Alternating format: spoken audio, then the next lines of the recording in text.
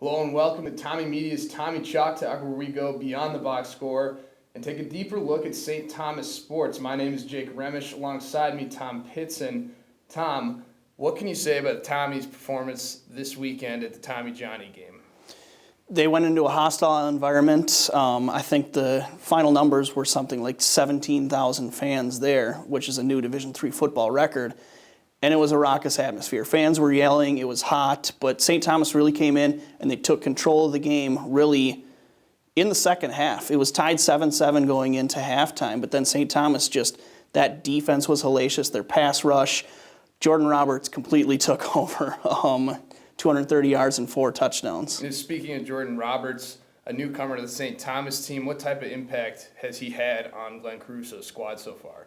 He's a big running back. He can move, too. He's got some moves, and he's really fast, too, for a guy that big. But really, Jordan Roberts has benefited from tremendous blocking. Coach Caruso was the first to say that Dom Tricolo and Matt Christensen, the backup tight end, really sprung him on a couple of his big runs. But Jordan Roberts, in the end, it comes down to him being able to find those lanes in that offensive line and really take over the game with his physical play.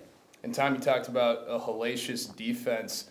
Tommie's returning a lot of guys with experience, a couple starters as well. Is it going to be something they're going to be able to rely on deeper into the playoffs should they make it that far? Is it that effective, or is it going to be a more total team effort that's going to make the Tommies a deep contender this year? Well, I think Glenn Caruso's teams are always built around defense and running the ball. So I think you are able to rely on that defense.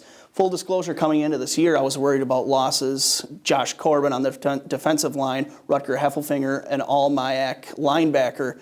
But you mentioned Anthony King-Foreman. He has stepped in, really changed the position, changed a number, and he's really stepped in and been one of the top players on this defense. Moses Sequenabe made that game-saving interception in the Tommie Johnny game. Right. He's stepped up, kind of solidified the outside along with Jordan Young.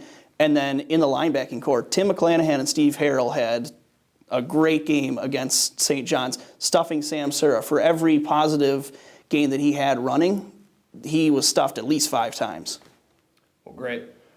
Thanks for joining us on Tommie Media's Tommie Chalk Talk. If there's anything you'd like us to discuss in the next episode, tweet it to @TommieMedia, and also make sure to check Tommie Media for your latest campus news.